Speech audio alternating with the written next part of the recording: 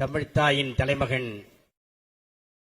அறிஞர் பெருந்தகை அண்ணா அவர்களின் 116வது பிறந்த நாள் விழாவிலே நிறைவு பேருரை நிகழ்த்திருக்கிற தமிழ் தேசிய இனத்தின் தன்னிகரில்லாத தலைவர், எங்கள் வாழ்வாய் வரலாறாய் லட்சியமாய் உயிராய் திகழ்கிற திராவிட இயக்கத்தின் போர்வாள் எங்களின் லட்சிய தலைவர் ஆருயிர் அண்ணன் வைகோ அவர்களே, 27வது பொதுக்குழுவிலே நான் உரையாற்றுகிற பொழுது தமிழ்நாட்டு அரசியல் வானத்தை நான் உற்று பார்க்கிறேன். எதிர்கால அரசியல் வானில் துருவ நட்சத்திரமாக ஜொலிக்கப் போகிறார் தோழர் துரை வைகோ என்று சொன்னேன். அதை உறுதிப்படுத்துகிற வகையிலே இயங்கிக் கொண்டிருக்கிற கழகத்தினுடைய முதன்மை செயலாளர் நாடாளுமன்ற உறுப்பினர் தோழர் துரை வைகோ அவர்களே, காலத்தின் அருமைப்பாடு கருதி மேடையிலே வீற்றிருக்கிற கழகத்தினுடைய முன்னணி தலகர்த்தர்களே, தலைவர்களே, மறுமலர்ச்சி தோழர்களே, அனைவருக்கும் அன்பு வணக்கம். 3 மணிக்கு தொடங்கிய இந்த நிகழ்ச்சி 5 மணி நேரத்துக்கு மேலாக இங்கே நடைபெற்றுக் கொண்டிருக்கிறது. தலைவர் வைகோ அவர்களினுடைய அழைப்பை ஏற்று வருகின்றக்கூடிய நம்முடைய தோழர்கள் இருந்த இடத்தை விட்டு அசையாமல் 5 மணி நேரத்துக்கு மேலாக அமர்ந்திருக்கிறீர்கள் என்று சொன்னால், இந்த வரலாற்றை தமிழ்நாட்டிலே படைத்திருக்கிற ஒரே இயக்கம் மறுமலர்ச்சி திராவிட முன்னேற்ற கழகம்.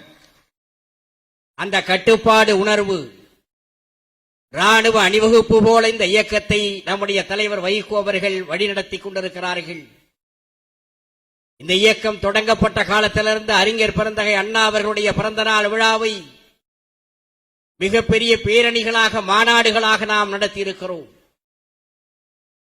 இன்றைக்கு அண்ணா அவர்களுடைய பிறந்த நாள் விழாவை காமராஜர் அரங்கத்திலே நடத்துகிறோம்.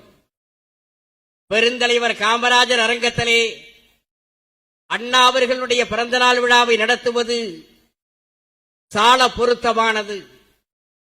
எந்த காங்கிரஸ் கொள்கையை பேரறிஞர் அண்ணா காலம் முழுவதும் எதிர்த்தாரோ, திராவிட முன்னேற்ற கழகம் என்கிற பெயரை, இந்த இயக்கத்தை, திராவிட முன்னேற்ற கழகத்தை தொடங்கிய நேரத்தில் எந்த சித்தாந்தத்தை அறிஞர் பெருந்தகை அண்ணா அவர்கள் எதிர்த்தாரோ அந்த சித்தாந்தத்தினுடைய தலைவராக இருந்தவர் காமராஜர் அவர்கள். ஆனால் தனிப்பட்ட முறையில் பெருந்தலைவர் காமராஜர் அவர்கள் மீது அன்பும் பாசமும் மதிப்பும் மரியாதையும் வைத்திருந்தவர் பேரறிஞர் அண்ணா அவர்கள்.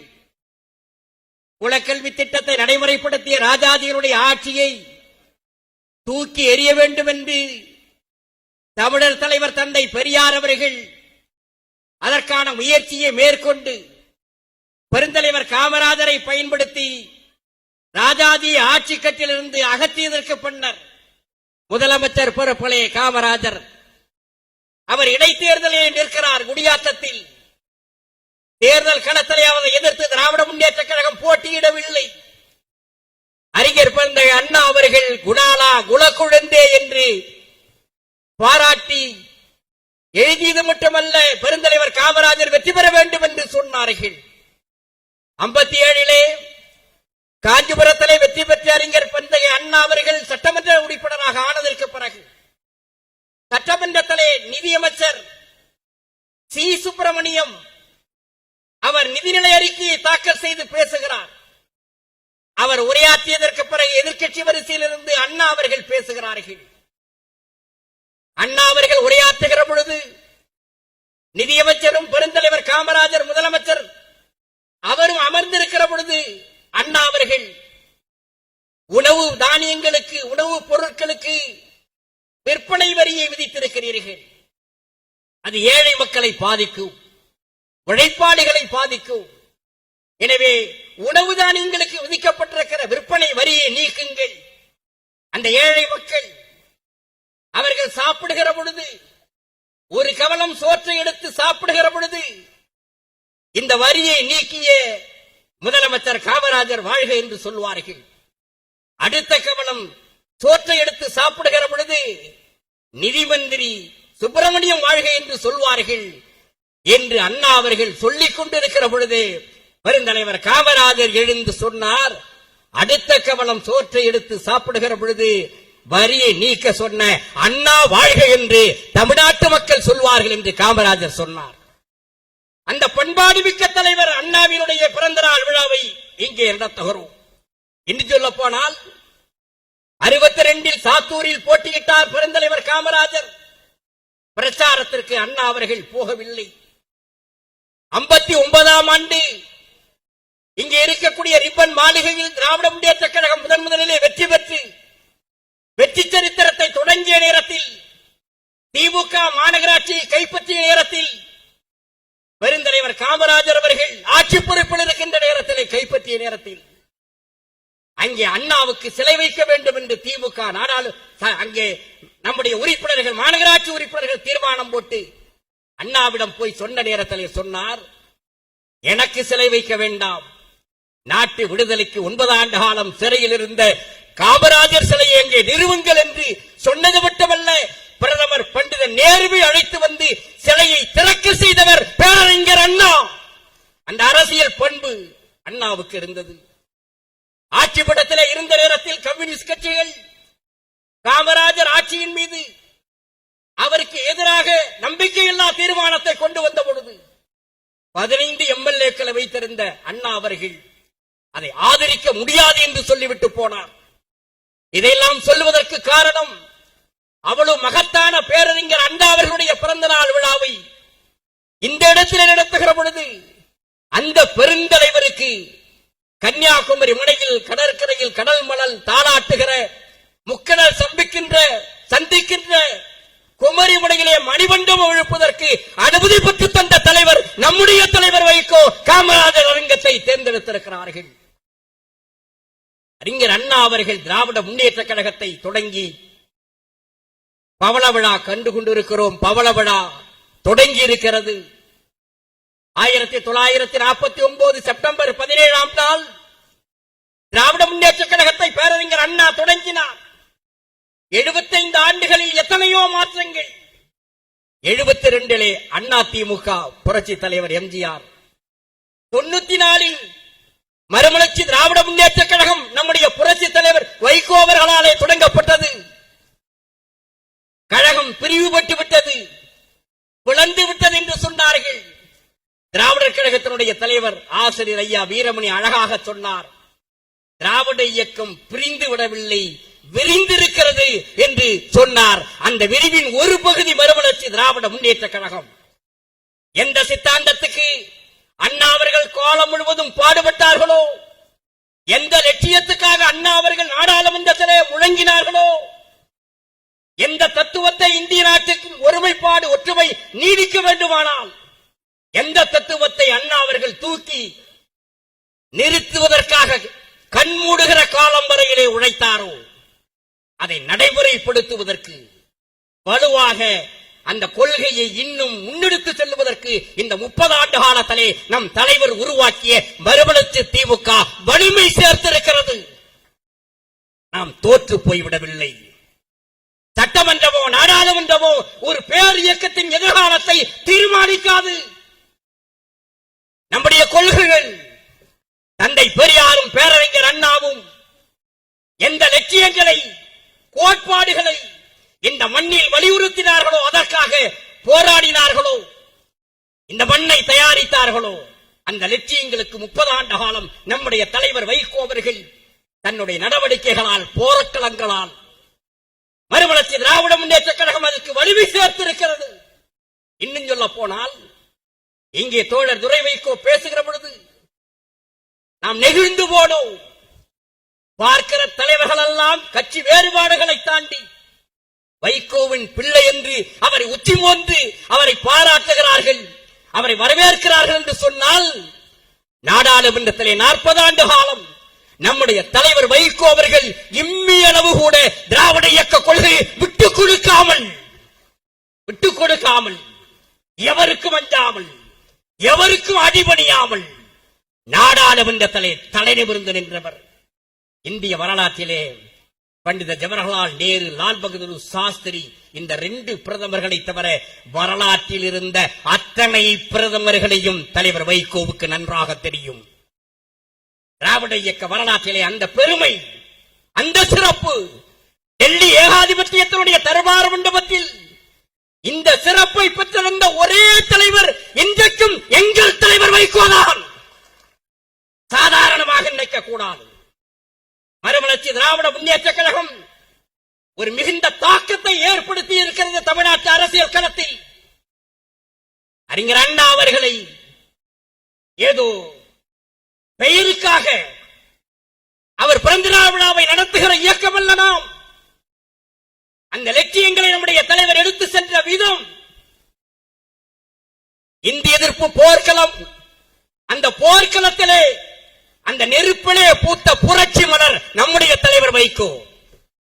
1978ஆம் ஆண்டு எந்த உணர்வோடு மாநிலங்களவையிலே 34 வயதிலே அடியெடுத்து வைக்கின்ற பொழுது அந்த உணர்வு இருந்ததோ, அதே உணர்வு இன்றைக்கும் 45 ஆண்டுகளுக்கு பிறகும் இந்த வயதிலும் நம் தலைவருக்கு இருக்கிறது என்றால் இந்த சித்தாந்தத்தை அடுத்த தலைவருக்கும் கொண்டு போய் சேர்க்க வேண்டும்.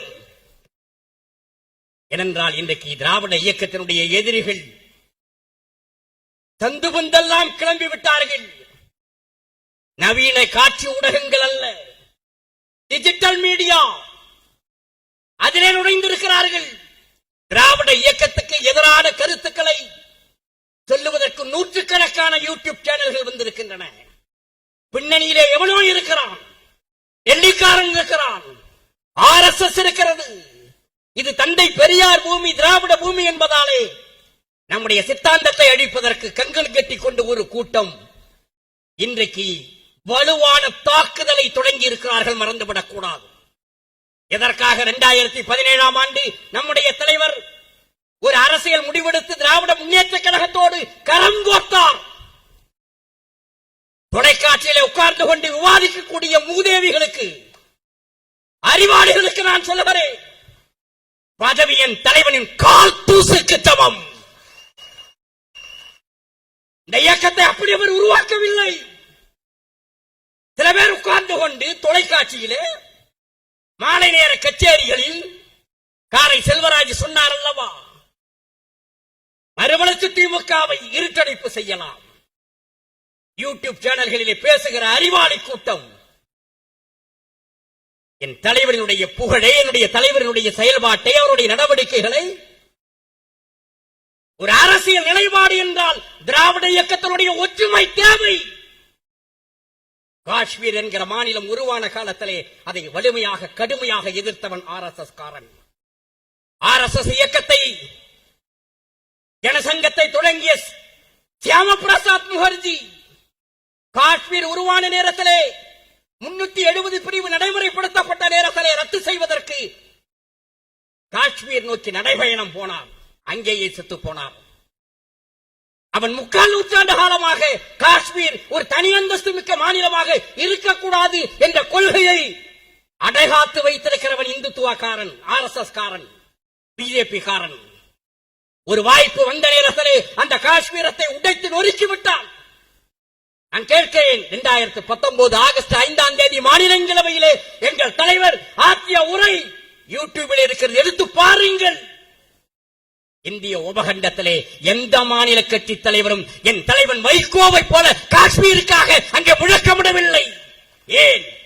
காஷ்மீர் ஒரு தனி தேசிய இனம், நம்மை போல நாம் தமிழ் தேசிய இனம். அதைத்தான் அண்ணா சொன்னார். இந்தியா என்பது வேற்றுமையில் ஒற்றுமை கொண்ட கண்டி. இந்த நாடு ஒரு துணை கண்டம், பல தேசிய இனங்களின் கூட்டமைப்பு இந்தியா. இது ஒருவனுக்கு சொந்தமல்ல, ஒரு மொழி பேசக்கூடியவனுக்கு சொந்தமல்ல, ஒரு சித்தாந்தத்துக்கு சொந்தமல்ல. எனவேதான் காஷ்மீர் பிரச்சனை வெடித்த நேரத்தில் அதற்கு பிறகுதான் என் தலைவருக்கு உடல்நிலை சரியில்லாமல் போனது.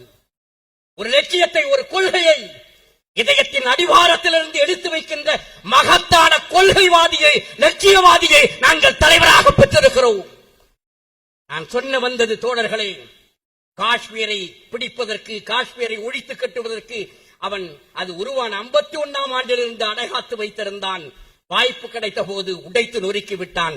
தமிழ்நாட்டில் திராவிட இயக்கத்தை சாய்ப்பதற்கு அதே கூட்டம் கங்கணம் கட்டி கொண்டிருக்கிற பொழுது இன்னும் வேகமாக வேறு யாரை காட்டிலும், வேறு எந்த கட்சியை காட்டிலும், வேறு எந்த திராவிட இயக்கத்தை காட்டிலும் நம் தலைவர் உருவாக்கிய மறுமலர்ச்சி திமுகவுக்கு அதிக கடமை இருக்கிறது.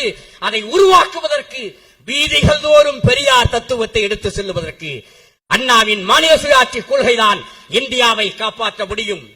உன்னுடைய மொழிக் கொள்கை, இங்கே தம்பி துரை வைகோ பேசினாரே, அந்த ஆங்கிலம் தமிழ் இருமொழிக் கொள்கை, உலக அளவிலே நாம் வெற்றி பெறுவதற்கு நம்முடைய இளைஞர்கள் வேலை பெறுவதற்கு அதுதான் காரணம் என்று குஜராத்திலே ஒரு எழுத்தாளர் ஆகார் பட்டேல், அவன் படேல் சமூகம் அங்கே இடஒதுக்கீடு கேட்டு போராடிய நேரத்திலே அவர் எழுதினார், எங்கே போனாலும் உலகத்தில் எந்த மூலையிலே போனாலும் தகவல் தொழில்நுட்ப துறையிலே பணியாற்றக்கூடியவன் தமிழனாக இருக்கிறான், தமிழ் இளைஞனாக இருக்கிறான்.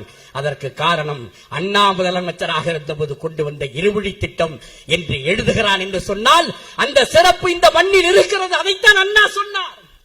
ஒரு மொழியை வைத்துக் கொண்டு நீ ஒரு நாட்டை உருவாக்கிவிட முடியாது, ஒரு மதத்தை வைத்துக் கொண்டு ஒரு நாட்டை உருவாக்கிவிட முடியாது. பாகிஸ்தான் எப்படி உருவானது? அது மதத்தின் அடிப்படையிலே உருவான ஒரு நாடு. அந்த நாட்டின் ஆட்சி மொழியாக உருது மொழி அறிவிக்கப்பட்ட நேரத்திலே டாக்கா பல்கலைக்கழகத்திலே பேசுவதற்கு வருகிறார் முகமது அலி ஜின்னா, பாகிஸ்தானை உருவாக்கிய தலைவர். அந்த நேரத்திலே ஒரு கல்லூரி மாணவன் எழுந்து நின்று இது போன்ற அரங்கத்திலே கூக்குரல் எடுகிறான், உன்னுடைய உறுதிமொழியை நாங்கள் ஏற்றுக்கொள்ள முடியாது, பாகிஸ்தானினுடைய ஆட்சி மொழியாக உறுதிமொழி இருக்கும் என்று உறுதிமொழியை திணிக்கின்ற முயற்சியை நாங்கள் ஏற்றுக்கொள்ள முடியாது, எங்க வங்கல் மொழிக்கு உரிய அங்கீகாரத்தை தர வேண்டும் என்று அவன் குரல் கொடுக்கிறான். அவன் தான் பிற்காலத்திலே அங்கு பங்களாதேஷ் என்ற நாட்டை உருவாக்கிய முஜிபுர் ரஹ்மான், அந்த மாணவன் தான் அந்த நாட்டின் தலைவராக ஆனான். மதம் ஒரு நாட்டை உருவாக்காது. கிழக்கு பாகிஸ்தான் மேற்கு பாகிஸ்தான் என்ற நேரத்திலே மதத்தின் அடிப்படையில் உருவான ஒரு நாடு, மொழியின் அடிப்படையிலே நாங்கள் வங்க மொழி பேசக்கூடியவர்கள் வங்காளிகள் என்று பிரிந்தது என்று சொன்னால் இந்த நாட்டை மதத்தின் பெயராலே ஒற்றுமைப்படுத்த முடியாது.